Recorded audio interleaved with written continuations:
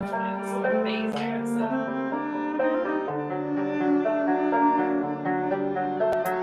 Welcome to Blue Collar Mystics, the under the hood approach to the depths of human consciousness. So many mysteries, so little time, so many big words. That's why we aim to take the mystical and make it practical, usable in your everyday life. And we want to hear from you. We want to hear your story. What happened when you started asking yourself the real questions? Like, who am I?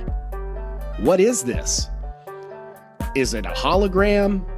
Is this some kind of weird cosmic joke? Hey, these are the questions that we are trying to get to the bottom of as we explore the final rabbit hole together here as Blue Collar Mystics. All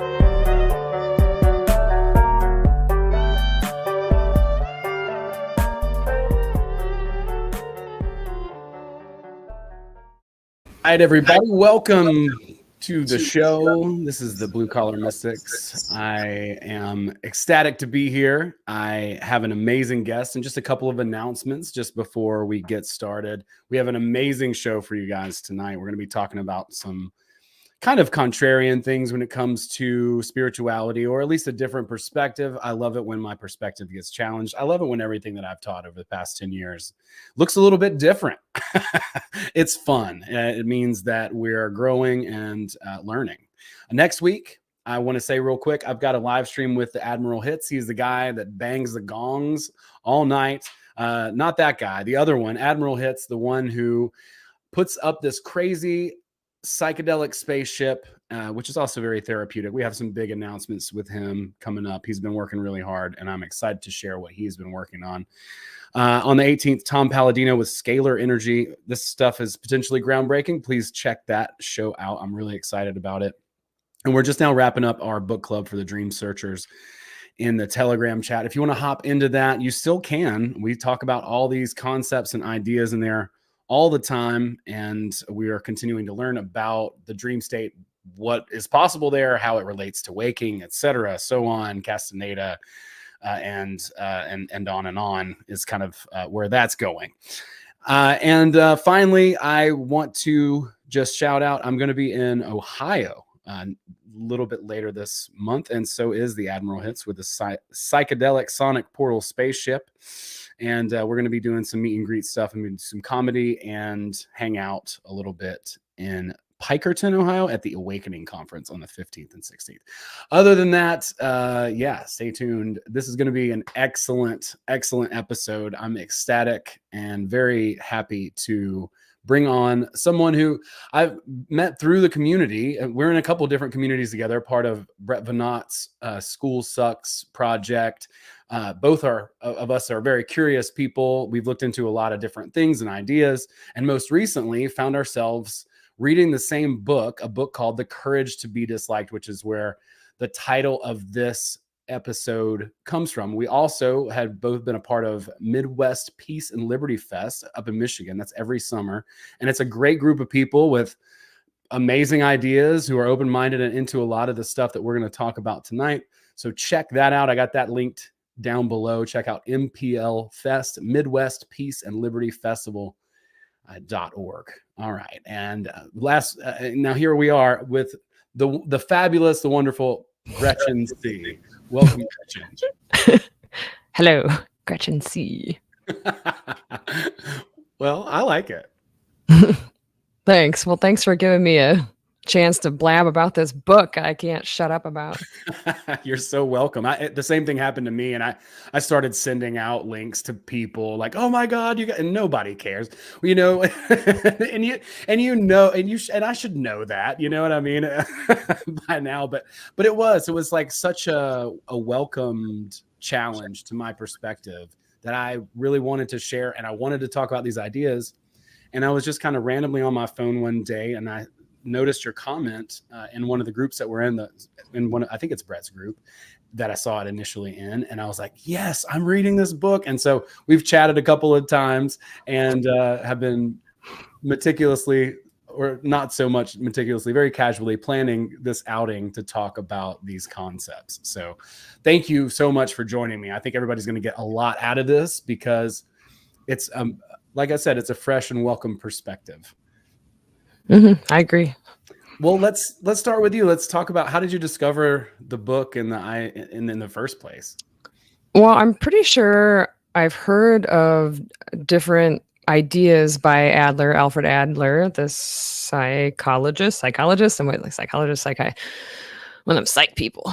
And probably was even referenced by Brett from School Sucks. I'm almost positive, because there's a lot of really overlapping kind of ideas with people that have ideas about education, the typical education system as we know, at least in the US, and on, and people that believe in kind of self-reliance and personal responsibility at a pretty deep level. So it wasn't necessarily new ideas, but yeah, I think one of my friends in the same community, or I know it, had mentioned it, and I forget how he had heard of it, but I don't think he said he had read it, but he just kind of like shared it. And I was like, oh, that sounds like a good title, Miss People Pleaser or whatever. Like, everybody needs to like me.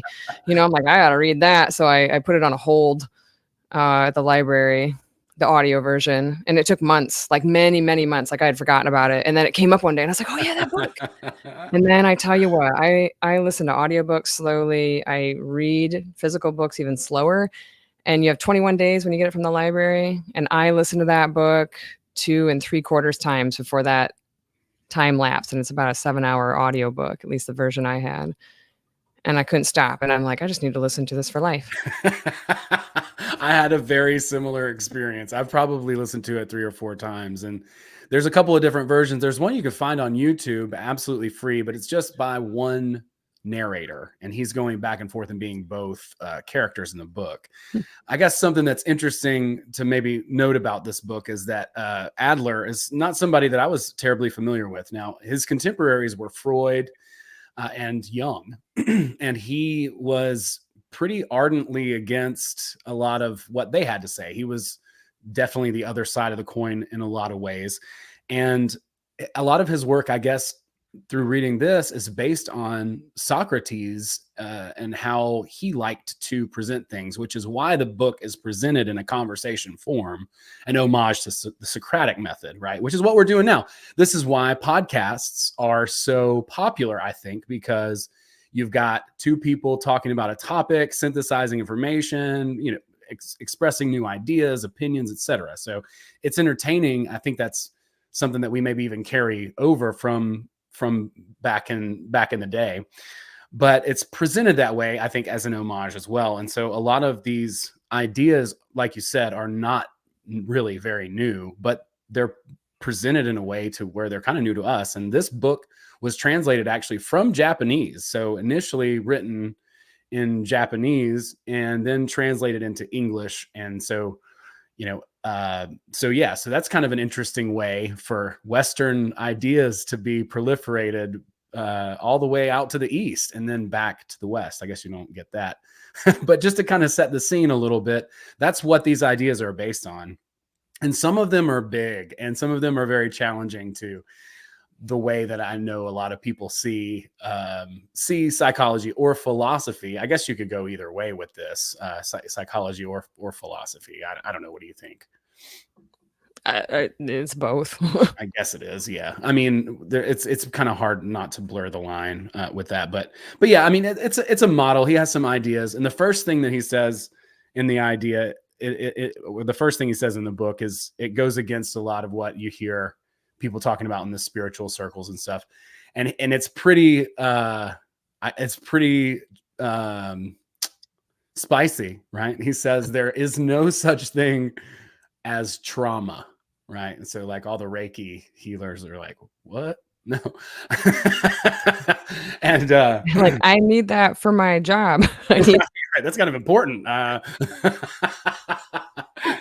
But it's an interesting perspective. I'm not going to say 100% agree with it. Back again to the idea of hermetics and half truths and seeing things from 2 different sides. That's the first thing that he says. And this young man, so basically what happens in the book is this young man stumbles onto this older gentleman who's a philosopher, and he starts challenging his philosophy, his psychological beliefs about life and how we should and or can live.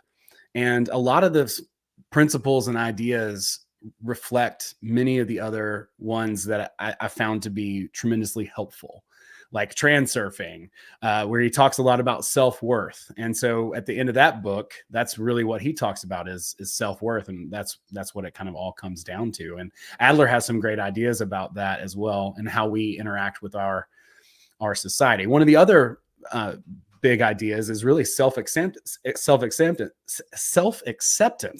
to say, which is also a big part of transurfing, because he's like, you fight and you fight and you fight. And the more you fight, the more you're wasting your energy. If you would just accept yourself, if you're going to be a smoker, buy a nice pipe, like embrace it and stop fighting give up the fight. Once you give up the fight, then you no longer have to deal with all of this frenetic energy and all of that kind of stuff. So he talks a lot about self-acceptance and then improvement from there, instead of us beating ourselves half to death, to try to change, which is, I don't know anything about that. which is definitely not something any of us could ever do. But yeah, there's some really great ideas in there. The trauma thing hit me in the face at first, because like that's something that I've been teaching over the last several years, right? It flies in the face of everything that we talk about in the spiritual movement, like, oh, my trauma, it's so precious. The whole point, though, to be fair, of the trauma healers and the Reiki folks and all that stuff is to heal that trauma so that it doesn't weigh people down anymore. So in that way, it's very practical and useful, because his point is not that there is no trauma, in my opinion. His point is that it's not about the trauma. It's about how you react and respond to that trauma, right? It's the meaning we attach to it. It's all meaning we attach to things. Who is the master who makes the grass green? And I think a good example of this idea of there is no trauma. And again, I think that's intentionally provocative. Yeah, I mean, the quote in the book just says, trauma isn't real. Trauma isn't real. And I'm like, yeah, well, PTSD is definitely a thing. I know. But whatever. It doesn't matter. The point is to challenge it and to really, in my opinion, be able to integrate this idea, this perspective into our toolbox. And it doesn't, ultimately we are the ones who choose the belief system and all that, like I say, like the master who makes the grass green or whatever. We tell the story, we interpret things. And so you can see for sure that there's these stories, even ancient fables, where it's like two people came from the same, let's say, broken household and had completely different outcomes in their life. One may have wound up in the gutter while the other was insanely successful. Well, why is that? It's not because, I guess the idea of determinism is kind of like lurking around, in these conceptions of trauma, where it's like you can't help yourself. It's not, it's not your fault what happened to you, but it is up to each and every one of us what we do from there. It's like, I don't think you get to choose what cards you're dealt. I don't know. Maybe you do. I don't know. What happens outside of this is purely speculative, but whether or not that's the case, it doesn't change the objective reality of the situation. So yeah. Viktor Frankl's Man's Search for Meaning is a good example, probably the best.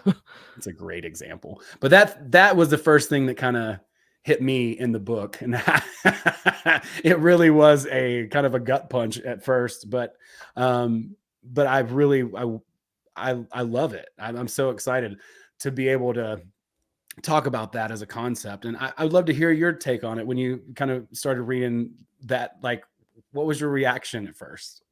I'm just thinking, this is profound, because this is the truth and it's not new. It's not like they were like, I've never heard this ever. I think I've even heard some people say, like, not that trauma is not real, but there is a lot to say for the meaning you attach to it. And then, I've been asked by counselors or whatever, people I've talked to before, like, how is this serving you by being, hung up about these aren't their words. They're much nicer, but like, how could this be serving you, being hung up on this or that? He was talking about the author, victims, or people that kind of get stuck in like a victim mentality. And the analogy or whatever of like, what is the strongest, weakest thing? And he said a baby, because it cannot do anything for itself. An infant, it is, the weakest, and yet has all the power. And that was like, whew, that's a really good way to describe that. Wow. When he was relating to the youth in the book's friend who, was an agoraphobe or whatever, wouldn't leave his house. Right. And yeah, like that, that's an uncomfortable mess. And you think it for yourself, like, wait, am I like making this shit up, to like, I don't know, somehow subconsciously or inadvertently manipulate the people around me? And wow. Some confronting shit. I mean, it just is that, because so let's unpack that. That's such a great example. So he's talking about a young man who is an agoraphobe. He doesn't want to go outside, and his parents basically continue to coddle him right throughout that entire escapade. And he just gets kind of worse and worse. And the older philosopher kind of challenges it and says that it's not anyone else's fault but him for not wanting, that he has basically created this situation. And the more that he basically continues to live this way, the more he's going to subconsciously like create these situations and circumstances around himself. And we all kind of do that. That's the weird part about it. That's really like the confronting part. It's like he kind of created this reality for himself and now has to live inside. Well, that's very, like, yeah. And so it just, it perpetuates itself at that point. And then there's really not anybody else who can be blamed. Now, like, the kid is wanting to blame society. The kid is wanting to blame all these situations and parents, Exactly. upbringing. Sure. Totally. 100%. And, this made me think too. It's like a lot of people I know, they may not have the greatest relationship with people in their life, family members and things like that. And I get that. That's tough. But you can always choose to have a bad relationship with someone. And you can always try. You can't always choose to have a good relationship, but you can always try to do something. You can choose how you show up to that relationship. Exactly. So, it's really easy to just kind of write somebody off or say, because of X, Y, or Z, this thing. And no matter who you are, you could be the most well-to-do, posh, person, and you could be royalty, and then just say, well, my family doesn't know who I am or appreciate me, and then just walk off with that as an assumption. And is that really the world doing anything to you? Or, like, again, and then we'll like pick and choose things that will support our idea of that. I probably haven't always thought this, but I find it interesting when there's like, when relationships, like romantic relationships fall apart, or go south, and it can get real ugly and people can get real mean and say a lot of nasty things. And I just keep thinking, like, there was at one point where you really loved this person, or you really cared about them. You thought they were really great. Like, but at some point you've decided they're awful. And now I'm going to work on all the things in my mind to support that. Yeah, he does. I'm definitely not saying any of this from any high horse. Yeah, right. Well, I can't either. I mean, and that's another point too in the book, right? Is like talking about vertical relationships versus horizontal relationships, which is an excellent point and idea. Many of us, we still put things on a pedestal, even if we understand what authority really is, and because maybe we value clout or some other type of expression or value, whatever, who knows.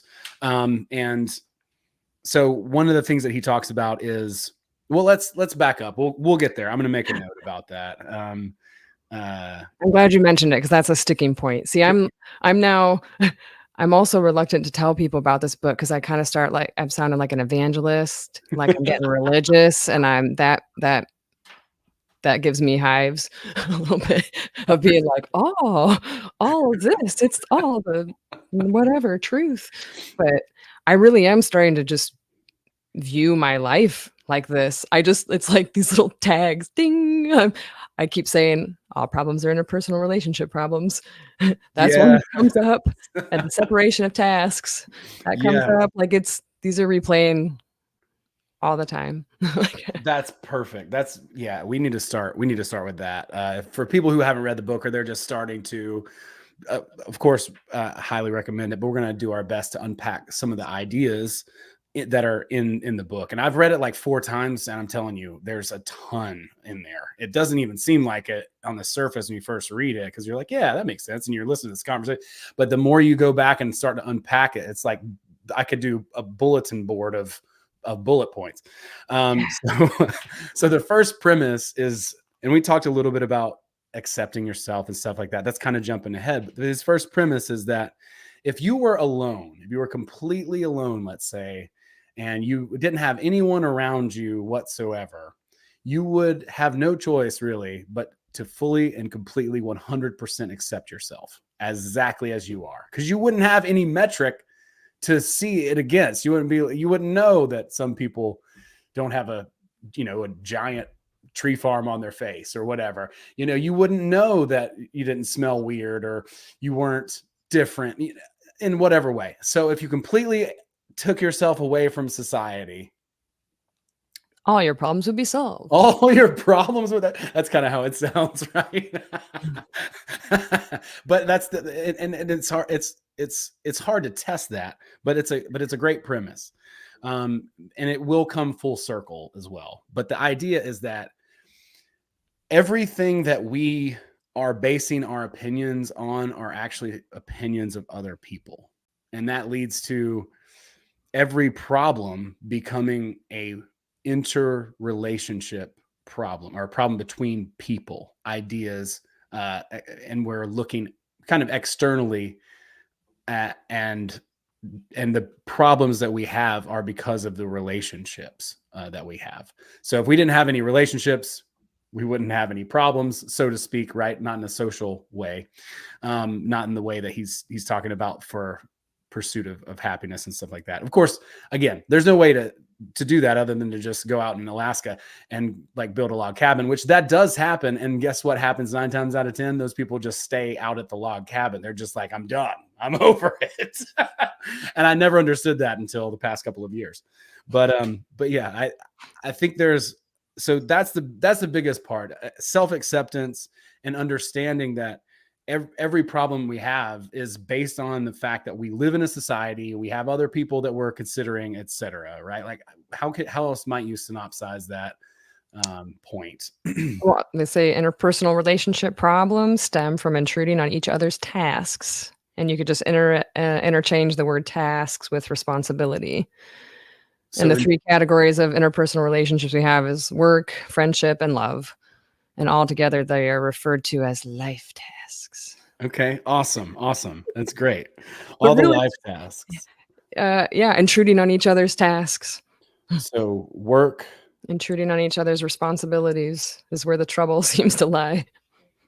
Yeah, that's a good point, because it's funny now that we're talking about this at the beginning of the book, because it resolves really well and kind of in a cool way, because it's like the responsibility idea and the idea of happiness that he kind of outlines in the book is not something that I had really heard before. I'm going to look up the quote because I wrote it down on my phone, but he says that happiness is the feeling of contribution, which is like, I love that so much. A lot of people think happiness is, being able to just have a bunch of things or money or whatever set aside, possibly, or some security, some feeling of security. But he says that it's actually, it's a feeling of contribution. It's being able to feel like you have put something into the world, that you have value, that you have use. So back to those life tasks, those responsibilities. If I step on your toes and I serve people in a way that you normally do, then you might be offended by that, and vice versa. And that's very interesting how he kind of talks about this pursuit of happiness and how everyone is basically trying to get the same thing, but going through a lot of different kind of strategies, I would say, to get there. Like, for instance, another book to contrast this with would be a book like The 48 Laws of Power, something that's very psychological, the idea that people always want power and that they always want power over other people, right? Now, Adler's idea is not that at all. Adler's idea is that you can trust people and that people are good, and they, for the most part, they want to collaborate and they want to work together. But it's just a different approach to how we ascribe value. How do we see value in ourselves? And there are plenty of people out there who just want to amass money or fame or whatever. But ultimately, I really think those are not anywhere near fulfilling or truly happy, like he's talking about. He mentioned in there too that I thought was interesting, but I'd like to reread it to better understand and to translate, I guess, to other people, was that it wasn't just like your contributions, like you have produced something, like you've done work, you've made a widget or whatever. Like your contribution can just be existence, could just be existing, and you think about, I mean, how many people as we age, or if you have an injury or something, or however you might have wrapped up your identity, or most of your identity has been all your life or something, and you get to a point where maybe you're not able to work and produce, or you're whatever. Fill in the blanks, there's plenty, that you can still be of value and you can still contribute, even though Yeah, absolutely. Well, that's one of the things he's talking about. He's talking about, like, people do a lot for show or to be recognized, but he's saying that contribution is not about being recognized. And that might be the differentiation there, where that more psychopathic, sociopathic, whatever, unhealthy sort of mind is seeking, attention and awards and things like that. Whereas he's saying, like, true happiness comes from a true contribution, not out of the recognition that's going to come from that, but then in just actually doing that thing and adding that thing back to society. Yeah, I was thinking that, or relating it to my own life. I'm kind of the household admin, and take care of majority of like the cleaning and the cooking and the shopping and the bill paying and the, and that stuff. We're a little family of 3, but and I'm sometimes getting kind of, feeling crabby and like, oh, I wish somebody just thank me now and again, Right. and I mean, that's a somewhat reoccurring, not like all the time, but it comes up in my mind where I start getting kind of fussy about it, and considering it like, well, no, this is my contribution to my family, and I want to do these things because I care about them, and no, it's really important. So I'm going to feel good about that, and I've had much less of that, like, oh, thank you, be nice. I've had a Right. whole lot less than that, of trying to be like, well, this is my contribution to my family, my friend, my community, my family, my whoever, and even just to show up and try and be loving, because we're all gonna die. Yeah. So It's yeah, important. It's an important the thing. recognition thing was, of course, made me, especially relating it to the education system. As we know that it's, why would people seek recognition? In many ways, it's due to the reward punishment education system.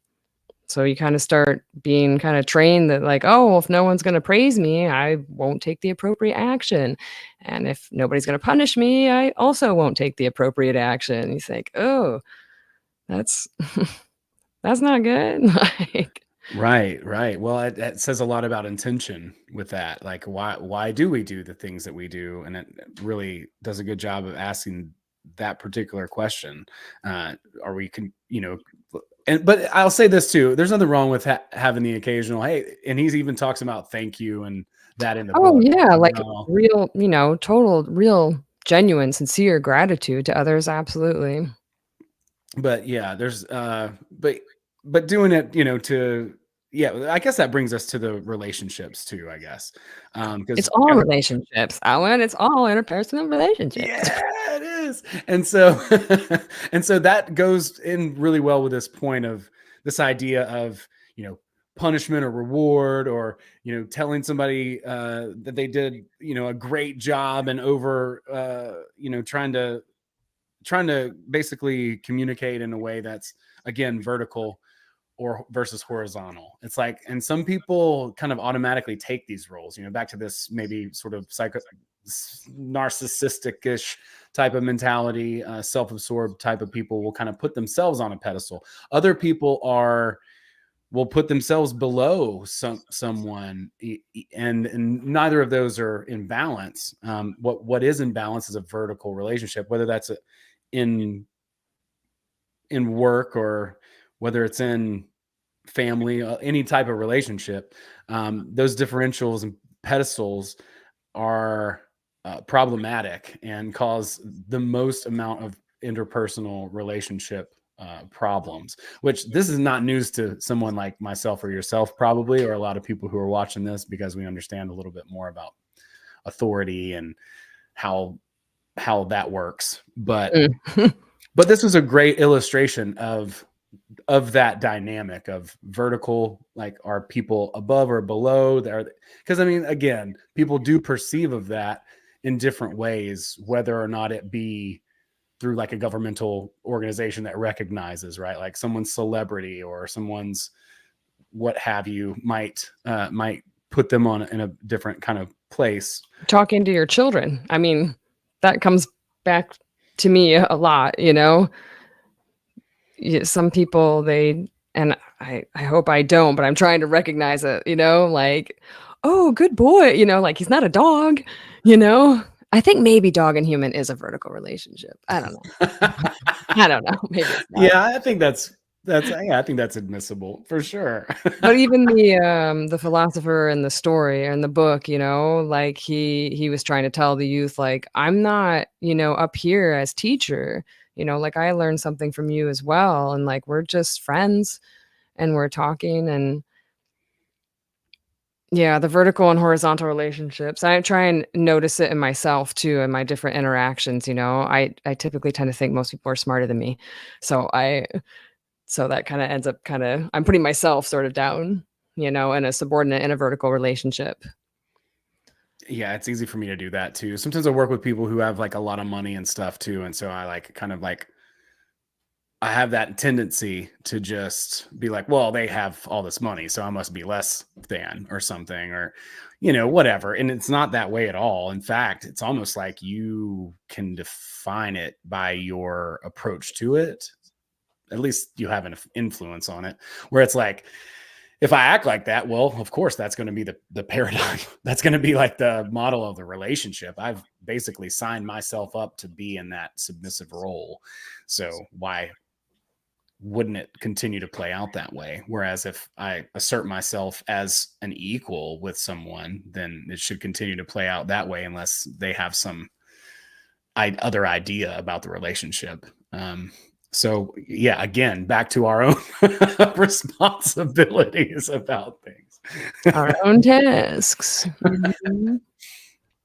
Well, what else really stuck out to you? I'd love to hear some of your thoughts. They don't have to be collected or organized or any of that, but okay, good. Yeah, right. This is casual. Well, some of the main points in the beginning, that just saying Adlerian psychology is a psychology of courage.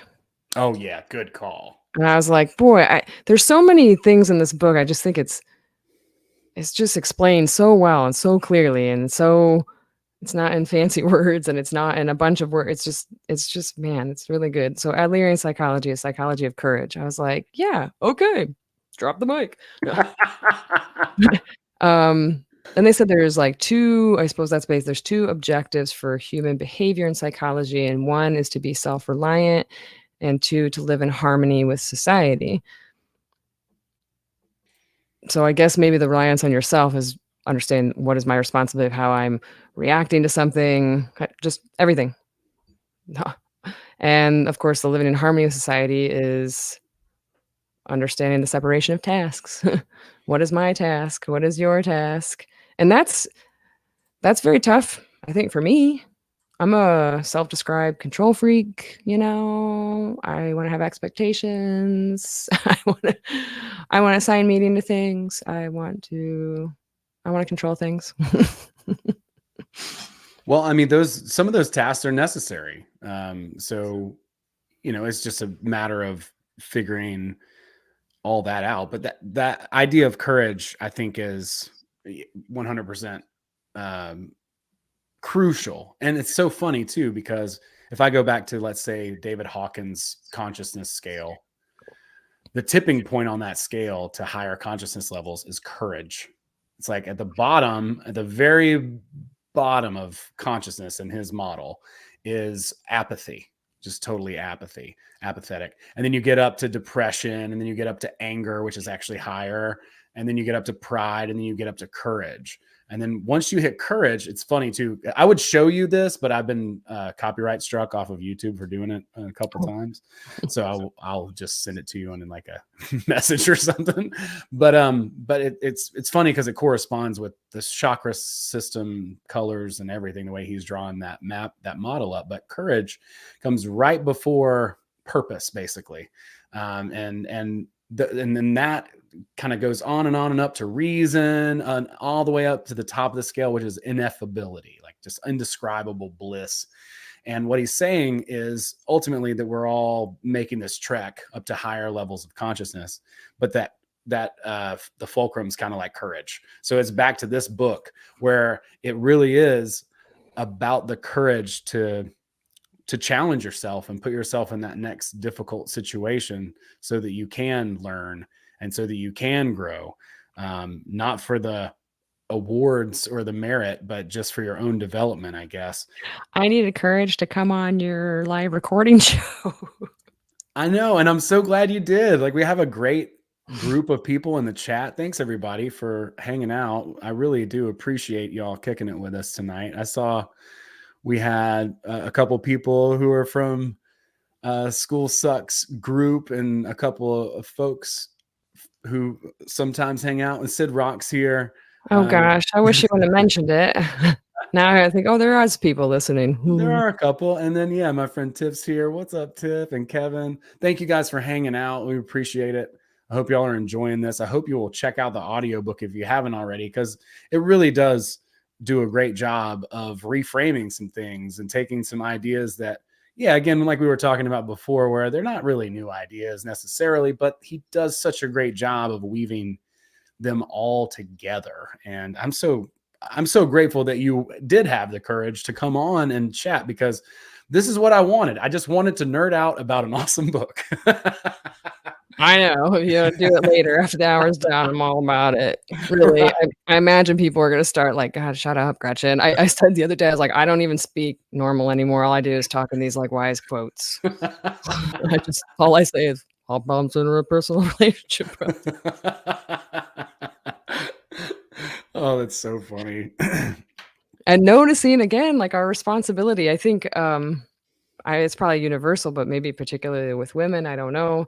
Like you spend a lot of energy on worrying about other people, worrying about shit you can't do anything about, worrying about the people you love, their lifestyle choices, you know. The thing that's going to continue to be difficult, I think, or challenging for myself is when it comes to being a parent. I mean, that's a lot of the things that are really sticking that I'm like, I really need some work on that, of trying to just discern when to intervene and when to not, you know. And it's a dynamic situation because, you know, the child goes from the weakest, most strongest thing, you know, as an infant, and then just like continues to grow and develop their own autonomy. And it's I have a difficult time balancing that. I really, really do. I understand. I can absolutely get it. I would think I might possibly be a helicopter parent, like I would definitely have to fight the tendency, that's for sure. Cause I'm like kind of just a maternal person in general, I'm like I kind of like like like wrangling people and doing all that kind of stuff and making sure everybody's okay and stuff like that. That's definitely part of who I am. But again, I think it comes back to that contribution idea, right? Like that's something that I can do and something I can do for other people. So we can kind of get back to that whole like aloneness idea. Like if you were completely alone, you wouldn't know that anything was wrong with you. So there would be nobody else's opinion for you to judge yourself by. So you would actually accept yourself. Well, I guess the whole resolve comes when we can accept ourselves within society and then begin to contribute as ourselves to society. And that's what's kind of funny about it is he takes you out of all of this interpersonal mess and separates you and then brings you back into it. And that resolve is really cool. I love the way that I didn't really see that coming in the book, right? Like I was impressed that it basically comes down to our value being based on that we can add to our own self-worth is based on what we can give, basically what we can contribute, what we can do for other people. And I think that is kind of idiosyncratic, maybe a little paradoxical within the scope of the model, but I think that's also beautiful in itself. I don't know. Kind of a relief, really, don't you think? I think so. Yeah. I mean, in a way, I'm kind of like, all right, well, cool. No more of this, like, what is the meaning to life? And what is the meaning to happiness? And that about that. I'm like, it's pretty simple, I guess. There it is. No, I think that's great. People are my comrades, that was a mention too, and I suppose that goes along with the vertical versus horizontal relationships, is that people are my comrades, and of course the youth to the philosopher is like, no, he sees the world through the lens of like, no, people are out to get me, people are out to make me look dumb, all the things that really is, I guess his responsibility, how he's interpreting things or feeling, but not to say, yeah, people aren't like going to steal from you or, transgress you for sure. But I think that's helped me a little bit when I found myself like, maybe it's news or, somebody's political persuasion likes the state for the power, and that I'm like, "Rah," and then I'm like, wait, I'm like, they're my comrade. No, they are still my fellow human, man. And they're an individual. So absolutely. Yeah, it resolves that sort of and, I won't say collective, but collaborative environment, right? Like I don't love the word comrade for obvious reasons. I know. Every time he says that, I'm like, oh, See? I just hear a helicopter coming, what I'm saying? No, but I don't love that word, but at the same time, I get what it means, and I agree with that. I think we live in less competition and more of a collaborative environment. That's really what's happening. But meanwhile, I think we're being kind of back to school, and back to that whole idea, pushed to compete and into these ideas of limited scarcity, lack, all of that, as opposed to just actually having the opportunity to figure things out for ourselves. Like you said, it's like, well, look how easy that is, right? Like these are things that just are like on in the background, and it's like it feels like it will never resolve. But Adler does a really good job of just bringing the worlds together of the individual and the group at the same time. It's like what is good for the goose is good for the gander kind of thing. Yeah, and that seems like a really strong thread in Japanese culture too. Like the fans pick up trash, after games and things, and it's just And I don't think they're not doing these things because they're, want to be thanked or seen or known or patted on the back. Or I thought that a while ago when I would like walk into a store in a parking lot and I would like walk past trash, like I would see it, I would look right at it. I mean, I know what it is, and I would just keep walking. And I was like, why am I just walking? So I started picking up trash, and then I was kind of also worried, like, oh, I hope people aren't gonna look at me and think like, "Ooh, what are you, do-gooder? I'm glad everybody sees you being a do-gooder." But I kind of think I'm like, I guess I not really consciously thought this is pretty drawn out. Like, oh, I didn't put that trash in the ground, so why should I pick it up? And I'm like, well, because I don't know, because I like things to be tidy. I think it's nice to have a prettier environment that doesn't have trash on the ground. So pick up the trash. I think that's such a brilliant illustration, though, of other people's thoughts, right? And then ultimately you come to your own and you're like, well, I just like it to be neat. And that's okay, but you're like, what are you picking stuff up from the ground, you weirdo? Oh, you're better than me because you're going to pick up litter, like maybe you throw, all these different thoughts of other people that are just batting around, and it's insane. Like this happens to all of us. It's in all of our psyches. Yes. That's why it's easier for me to be like, they're all my comrades. Yes. We're all these meat bags with this developed prefrontal cortex. That's right. Spaghetti mess in our mind of. That's right. I'm just gonna grab my hammer and sickle. Let's go. Let's go, people. Anybody really, else? Oh, go ahead. Go ahead. No. Go ahead. Oh, I was just even trying to like the separations of tasks. It's not the new stuff. The Serenity Prayer. I mean, you can't say it enough. It is. Help me, God, to understand. Oh shoot! Now I'm like, what is it? What is it, man? The Serenity Prayer, man. I want to hear Cheech and Chong do the Serenity Prayer, but I think it's grant me the serenity to accept the things I cannot change, the courage to change the things I can, and the wisdom to know the difference. Excellent. And excellent. Perfect. Yeah. It doesn't get much. It's simple. I think a lot of the best stuff is some of the most fundamental. Best wisdom is all simple, not easy, maybe. Not always easy, but simple for sure. There's a huge difference. I don't know. I might just be attaching like it's not easy. I'm making up that meaning conveniently. It's not easy. Well, anybody in the chat, if you've read the book and have any thoughts or a point that kind of crossed your mind, something that stuck out to you in the book, just throw it in the chat. Love to hear other people's experience with this book. One of the coolest things that we've been doing lately is book clubs, and they're super fun. I never thought of myself to be back to my maternal nature. I never thought myself to be a book club person, but we've been doing the maternal thing. I don't know.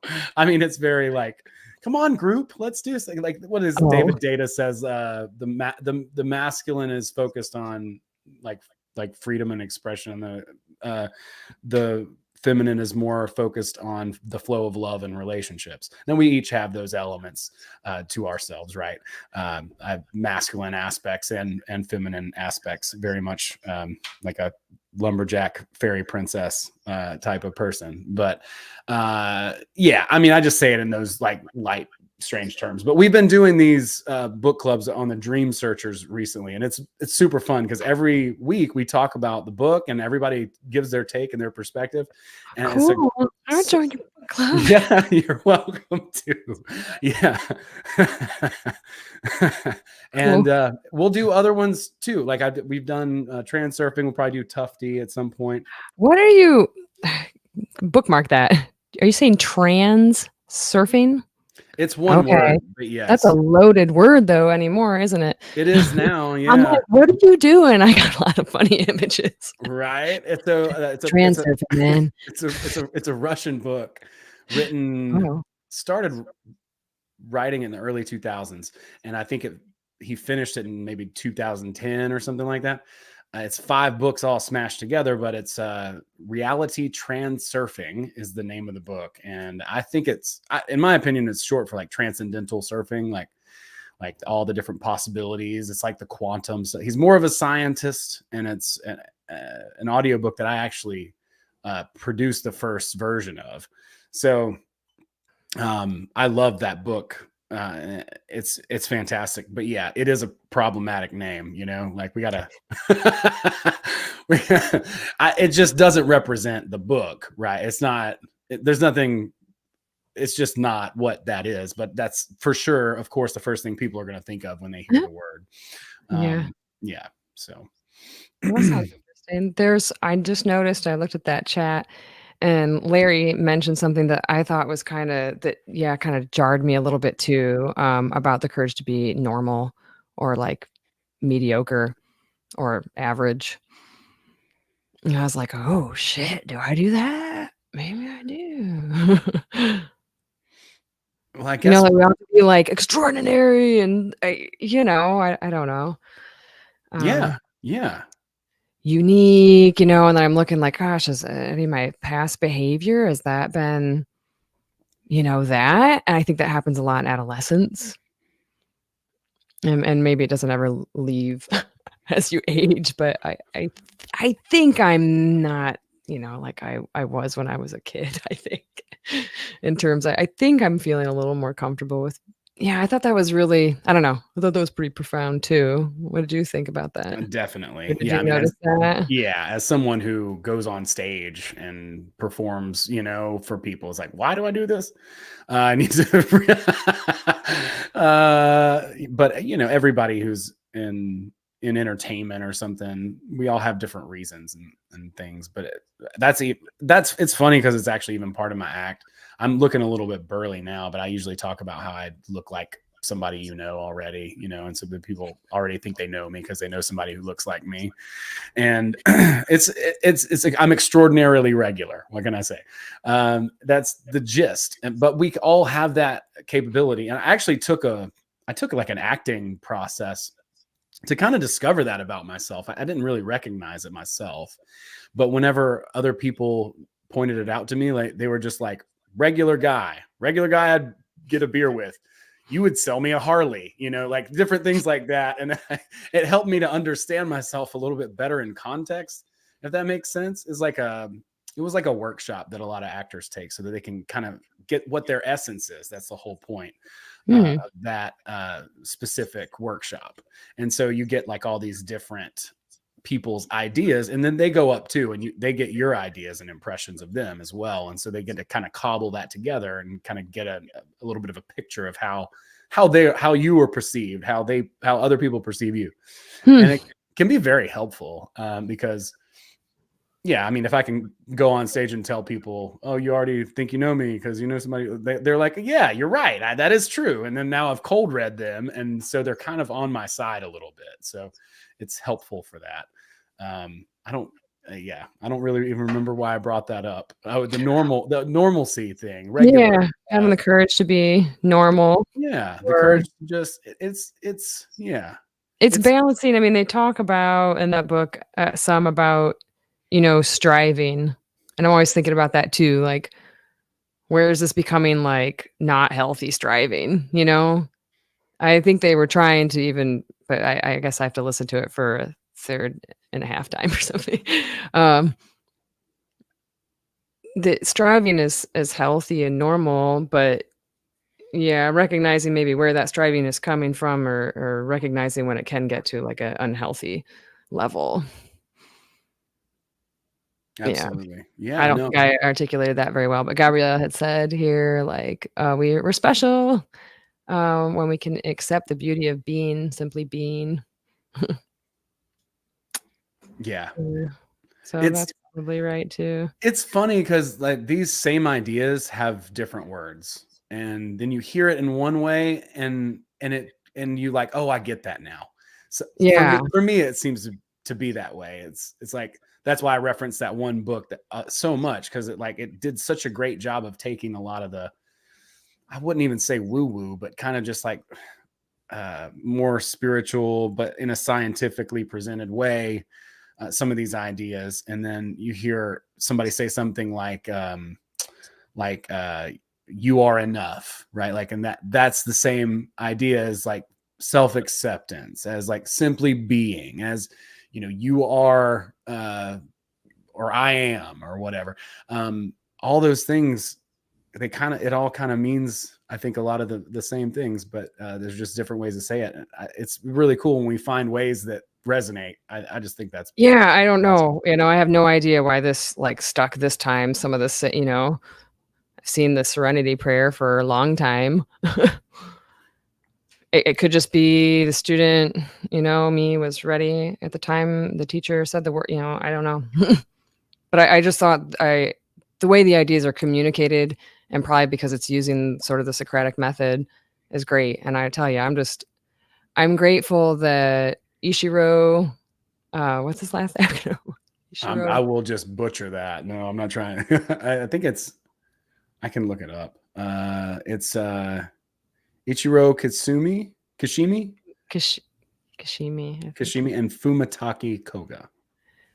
I didn't really know myself, like Socrates didn't, write down things. It was thanks to Plato, his disciple, that was like, I'm gonna write these ideas down, and Ichiro was Adler's Plato, because I guess he wasn't writing these things down or something. And I thought it was also interesting that Adler was in like a club, so to speak, with Freud and Jung.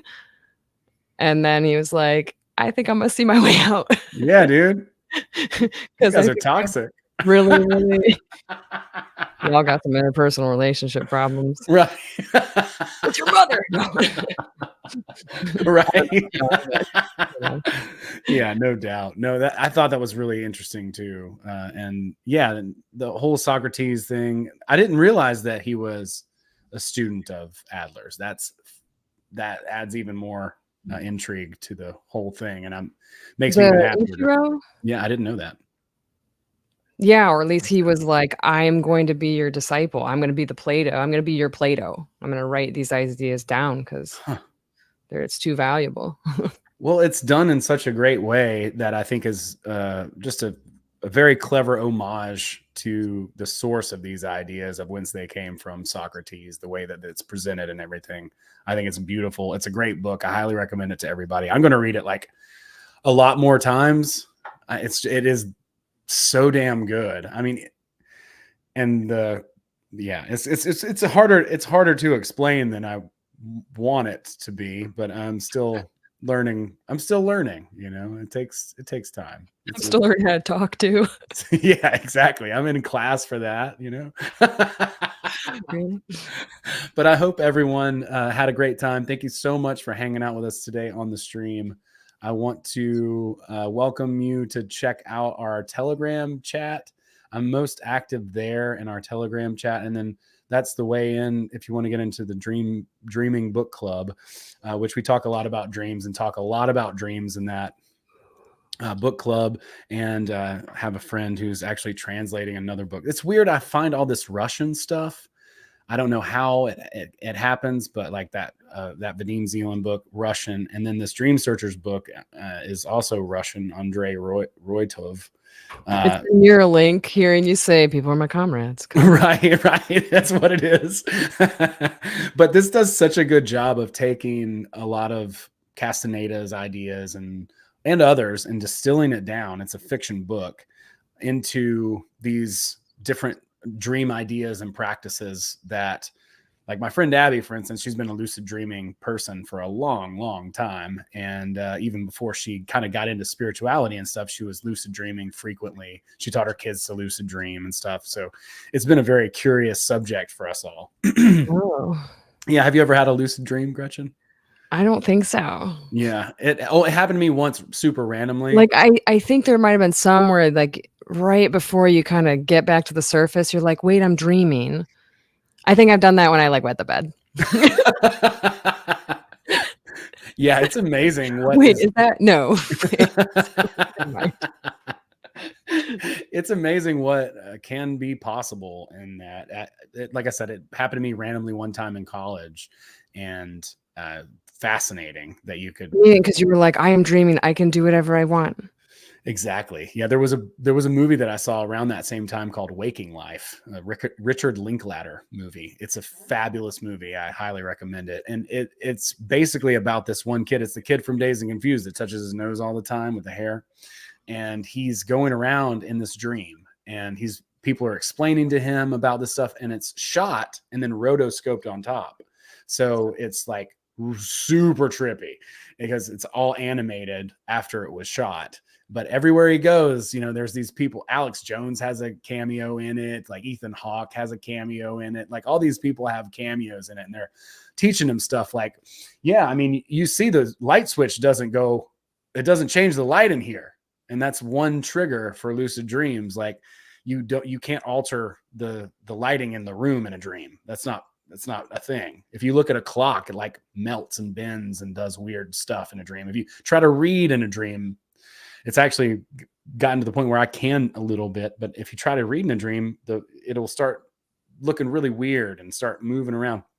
And I don't know, for me, one of the things is like the steering wheel in my hand will start, just turning into like putty and just doing stuff like that. That's weird. But there's a lot of weird, my friend Ham Cow in the chats, he's saying clocks don't read correctly either. They don't. It's just weird. It flutters. There's a lot of little tells about the dream space that if you could pick up on it, then you'd be like, oh, I'm dreaming. And then you can figure out that you're lucid. I was going to say, I'm like, for me to be able to be like, look at that clock. Try to grab it like, like performing a test of whether I'm dreaming or not, which seems like I'd already be having a lucid dream coming to those conclusions. Right. And that's the biggest thing that they tell you is to just keep asking yourself, am I dreaming right now? Am I dreaming? And eventually in a dream, you will ask yourself if you're dreaming right now. And then you'll start to notice, and this is something that we've learned from the dream searchers, that you go to a lot of the same places at night when you sleep over and over and over again. And what they tell you to do is to draw a dream map. And so like all the different places that you go will have recurring dreams, or like in just one particular dream? All of the above. All of your dreams happen within there's a map where all your dreams happen basically. And so, yeah, it's weird because like China might be here and then your house might be right here. And then there might be like a mountain and then there might be like an ocean over here and stuff. But they all mean different things potentially as well too. Wouldn't you all love to see your map? We're so interested in ourselves, aren't we? That's something that I'm trying to accept too. I heard somebody say it. I think it was in reference to the book, What to Say When You're Talking to Yourself. And they were just talking about being able to, because you record something and you see yourself on tape and you're like, immediate cringe. But learning to just be able to accept that and be okay with it, and that's honestly, it's taken a long, long time to just be okay with the way my voice sounded. Like several audiobooks of me making audiobooks and me being like, yeah, I don't really particularly like my voice, but people tend to like it. So I'm going to keep doing it. And then ultimately it's like, all right, I can handle it. I can even listen to a book that I narrated. Now, can I say now, oh, you have a beautiful voice? No, I would get red-faced immediately, even complimenting myself. But that's something that I'm working on, is that self-acceptance, just, it's okay. Like allow it to be what it is. And man, I can't remember what brought me to this. I was going to loop it around and it was going to be a perfect dismount. And then I totally crashed the plane. So here we are. Jeez Louise. Being maps, being very self-obsessed. Yeah. Well, just self-acceptance, and like, it is important and okay to experience and take note of the things that happen to you in your life. Like that's your experience and your relationship to the world. He would say that like the world is, I go for a walk with my world. My world takes care of me. I take care of my world. My world and we go for a walk. And in the dream space, it's the same. But it's immediate intention created. If you can get into that lucid state, like whatever it is that you want to make or do, you can do it right now. So in the physical world, if we want to do something, we kind of have to take some other actions to make it materialize. But in the dreaming state, bam, it's like Gabrielle is saying, yeah, the possibilities in the lucid dreaming state, completely endless. There's no doubt about it. It's like drugs are a joke in comparison to what you can do in a dream, which is interesting for sure. So anyway, I don't want to get too far off on that, but I just want to say thanks everybody. Y'all are amazing. Thank you, Gretchen, for coming on and embracing your own courage, having the courage to come on and hang out. Did you have a good time? Was it okay? Oh yeah, man. I could talk to you all day. Awesome. I love You it. do feel like that regular guy I've known for a long time. Well, I mean, we do have, we are fortunate enough that, we've been able to chat and connect previously, but I appreciate that. I do. I'm trying to incorporate that and and just use it as an asset. It's like, if I'm on the phone or if I'm talking to somebody about like I've got like an Instagram account or whatever, that I'm trying to build comedy or whatever, then I try to lean into it and accept it and just be like, okay, I'm that likable, regular, ordinary guy, and if I can enter into discourse with somebody that way, then it's definitely better than not having an idea of who I am. So accept yourself, everybody out there. It's okay to be you, whoever you are.